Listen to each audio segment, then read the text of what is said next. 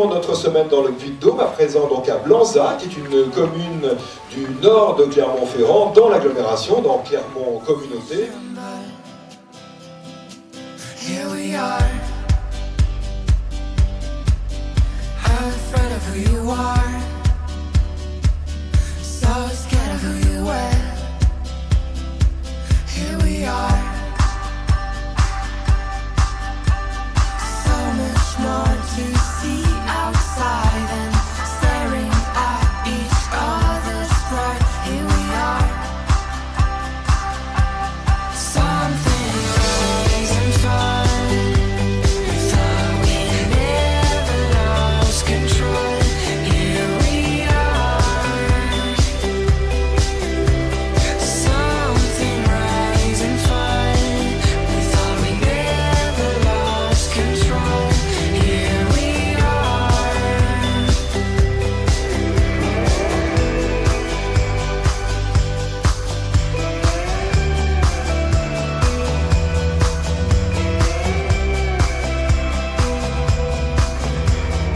Get out. We are nothing but trouble, nothing but shambles. Here we are,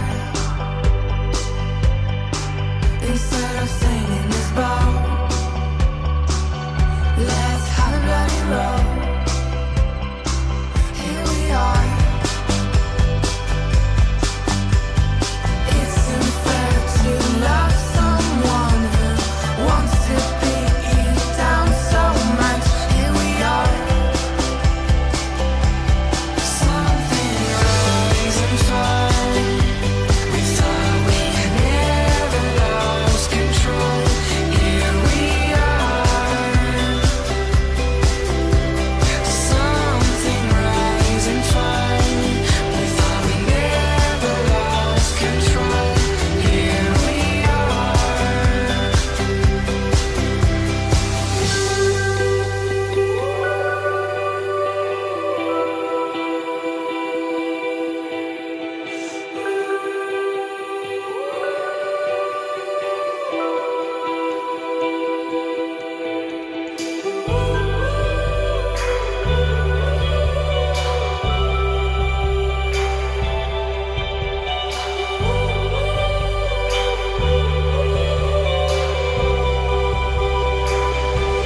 Something rise and fall. We thought we never lost control. Here we are. Something rise and fall. We thought we never lost control.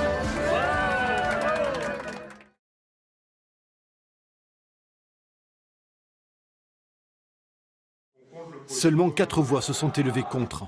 À une très large majorité, le projet de communauté urbaine a donc été adopté. C'est le fruit de 2 ans de travail pour les élus des 21 communes de l'agglomération clermontoise.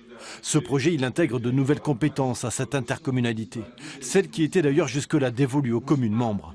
Le tourisme, l'eau, l'assainissement, la voirie, les transports ou encore le logement, tous ces services relèveront de la communauté urbaine, des services publics mutualisés. Je vais vous donner un exemple très concret. La politique de l'eau va être non plus gérée commune par commune, mais va être gérée au sein de l'agglo. Il y aura donc des solidarités et donc à terme un tarif unique de l'eau, quelles que soient les communes. Donc il y aura pas de différence entre les habitants. L'objectif étant d'améliorer le quotidien des citoyens et de rationaliser surtout les coûts. Économiser pour mieux investir dans l'économie, la recherche ou encore l'innovation, dans l'espoir de résister à la tentation lyonnaise. Cette communauté urbaine qui répondra non plus au nom de Clermont Communauté mais à celui de Clermont Auvergne Métropole prendra corps au 1er janvier 2017.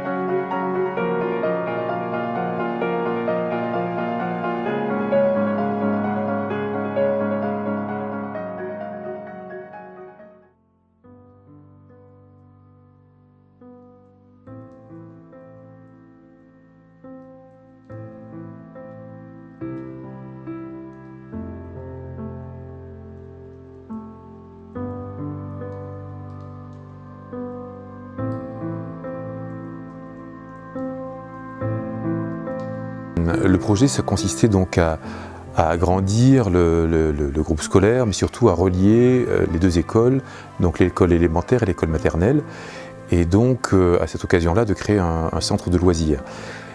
Donc le parti pris du projet, ça a été à la fois d'unir tout en gardant une spécificité à chacune des écoles, et on a utilisé le bâtiment de l'extension pour, donc, comme je viens de dire, le relier à la fois ces deux écoles et en même temps les séparer.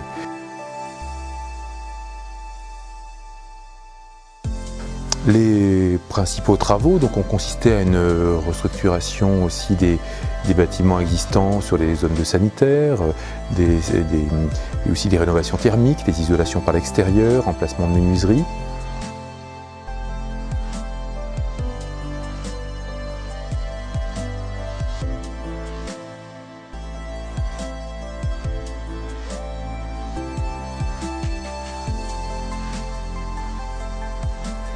Le choix, après, on a fait un bâtiment, on a choisi le Satur Bois pour l'extension.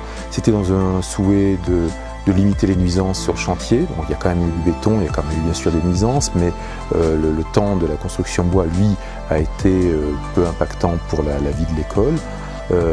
C'était aussi une volonté d'utiliser un matériau inscrit dans le développement durable, avec une ressource locale. C'est essentiellement donc du Douglas qui est utilisé sur ce chantier.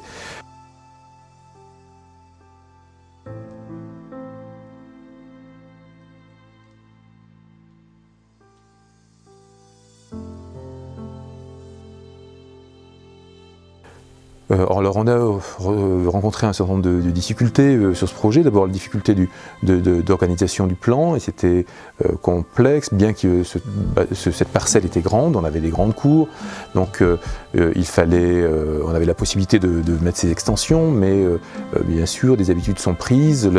La cour de l'école élémentaire, par exemple, était divisée en deux parties qui étaient confortables aussi bien pour les enseignants que pour les élèves. Donc bien sûr, nous l'avons un peu réduit. Donc ça, c'était un peu indispensable. Mais on a quand même essayé d'impacter le moins possible en construisant sur une zone de talus aussi.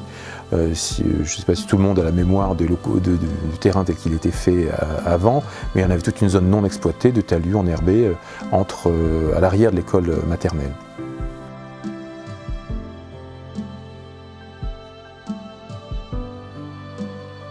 On s'est collé aussi à l'école maternelle, à l'arrière de l'école maternelle, pour avoir des communications. On est ici dans la salle de motricité de la maternelle, qui est donc desservie par l'ancien couloir de la maternelle, qui a donc un accès direct de plein pied.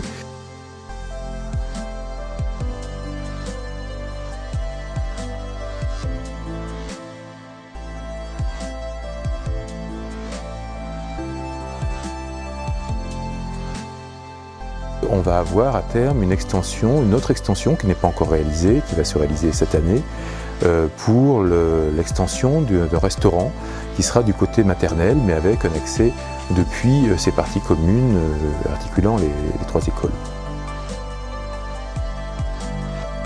Les exigences, bien sûr, il y avait l'accessibilité aux personnes à mobilité réduite, donc on a l'ensemble de l'école qui est accessible, on a même un ascenseur qui permet de compenser la différence de niveau entre les deux écoles.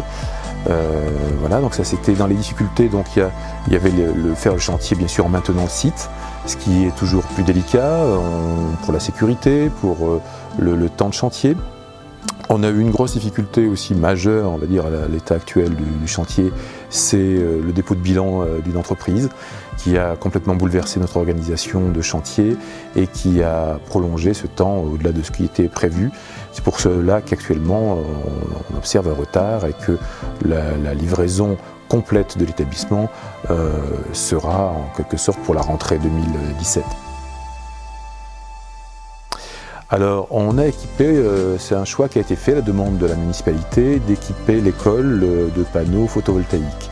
On avait au départ un choix de toiture zinc, faible pente, qu'il était possible de détendre à l'ensemble de l'école, mais après réflexion, donc la mairie a souhaité équiper l'école dans une volonté aussi de développement d'énergie renouvelable, de panneaux photovoltaïques. Alors ces panneaux ne sont pas directement associés à la production de l'énergie de l'école, mais sont bien des panneaux de production électrique qui sont revendus au réseau électrique. Mais si on prend en compte dans le bilan global de l'école, on produit donc une partie, on peut considérer qu'on produit une partie de l'électricité qui est consommée dans l'école.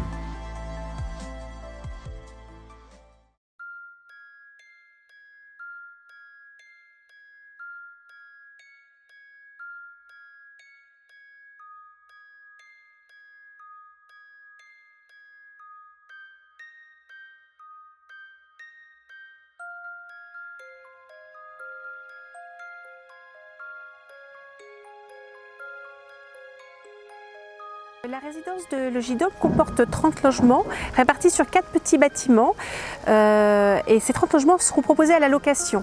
Ils seront complétés par l'offre d'Auvergne Habitat qui construit également 30 logements sur le site. Donc il faut savoir que les bâtiments seront de hauteur limitée puisque le plus haut sera de 2 niveaux. Ça, c'était dans l'objectif tout simplement de réaliser un lien entre le tissu pavillonnaire de Blanza qui se situe à l'ouest du site et le centre-bourg qui est à proximité immédiate de l'autre côté du site.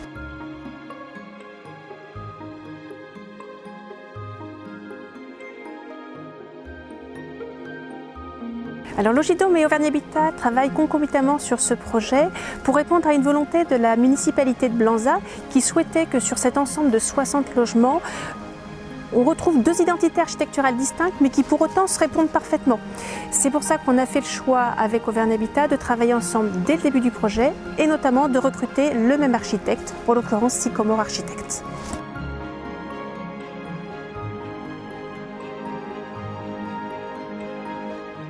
En partie haute du terrain, vous voyez les bâtiments collectifs, c'est-à-dire que c'est des bâtiments avec des parties communes, un hall d'entrée et des logements locatifs.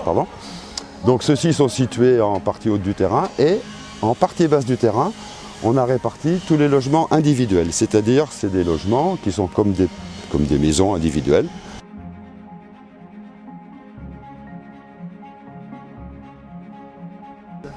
Alors le développement durable est un objectif fondamental affirmé par la municipalité de Blanza dès le début de ce projet.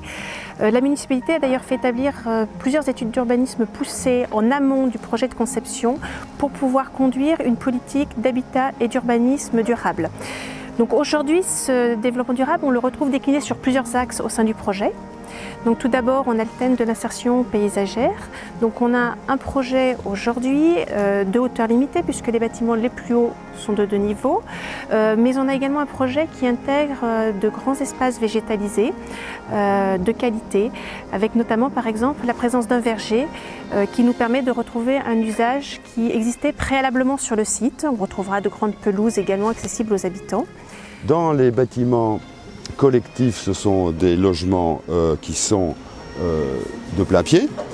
Et dans les bâtiments individuels, on a beaucoup de duplex, c'est-à-dire qu'en fait, c'est des logements avec une partie jour au rez-de-chaussée qui donne sur un petit jardin et une partie à l'étage où on a des chambres et des salles de bain. Tout de taille réduite, il y a une dizaine de logements par unité et ces unités sont séparées avec un décalage pour casser un peu l'effet de bar. Donc le choix des végétaux sera fait de manière à ce que l'entretien et l'arrosage restent maîtrisés. On a également fait le choix sur le site de garder les grands murs qui bordent l'ensemble du projet, puisque aujourd'hui ces murs font partie de l'identité patrimoniale de la ville de Blanza. Un autre axe, la morphologie qui a été retenue sur les bâtiments, puisque nous avons des bâtiments qui sont soit de petits collectifs, soit de l'habitat intermédiaire.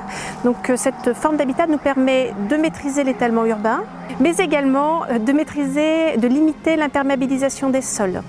Donc cet axe-là permet de rentrer dans un système un petit peu plus large de maîtrise des eaux pluviales, puisqu'on retrouvera par exemple notamment au sud du site une noue paysagée qui permet de récupérer, de collecter les eaux pluviales et de les infiltrer sur le site. Les bâtiments répondent également à une conception bioclimatique, ce qui permet par exemple notamment aux habitants de bénéficier d'apports solaires naturels l'hiver ou de bénéficier d'un confort d'été plus important pendant les mois chauds. Et je dirais également que d'une manière générale, ce projet va permettre d'accueillir une nouvelle population sur le site qui va répondre à une plus grande diversité sociale et générationnelle, ce qui va répondre à un des objectifs également de la ville de Blanza, ne serait-ce que par rapport à l'utilisation des équipements, des services de proximité. C'est à cause de ça également que nous avons privilégié les modes de déplacement doux avec la présence de cheminements piétons sur le site qui permettront à ces nouveaux habitants de venir se déplacer vers le centre-bourg de Blanza.